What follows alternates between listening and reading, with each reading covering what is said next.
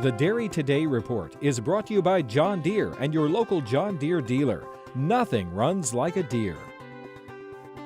In Dairy Today, it's a tale of two stories for dairy producers across the country, and it all depends on whether producers are forced to buy feed. Paul DeBryan of AgStar Financial says Midwestern dairies are in a better financial situation because they can produce their own feed. Dairies in the western U.S. are in the reverse role, struggling just to buy it.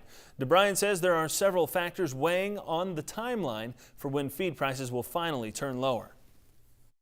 If South America gets a good crop, if we plant 97 million acres of corn next year, if we have good weather, commodity prices drop, then I would say that then the opportunities are going to be good for the Western dairies. But all of those things kind of need to happen overall.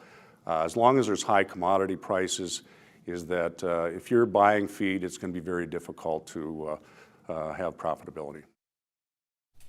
Meanwhile, U.S. dairy exports continue at strong pace. According to the USDA, producers have exported nearly $4 billion worth of dairy products during the first 9 months of the year. That's up 12% over 2011. Cheese exports are up a staggering 21%, while non-fat dry milk is up 6%.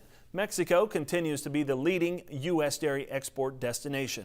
FDA has approved a new drug to help control 4 major bovine respiratory disease pathogens.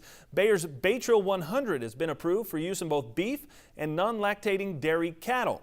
BRD can be a devastating cattle disease, creating a negative economic impact on many operations. Cattle may be more susceptible this year due to the effects of drought. The first year the calves were nutritionally challenged. Now the calves, while they're in the cow as fetuses, have been nutritionally challenged.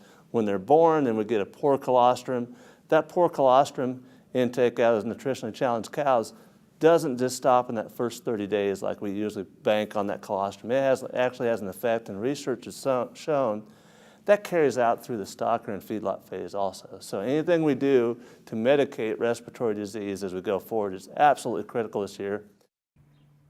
He says given the price of cattle and inputs, producers should consider treating cows for BRD as an investment.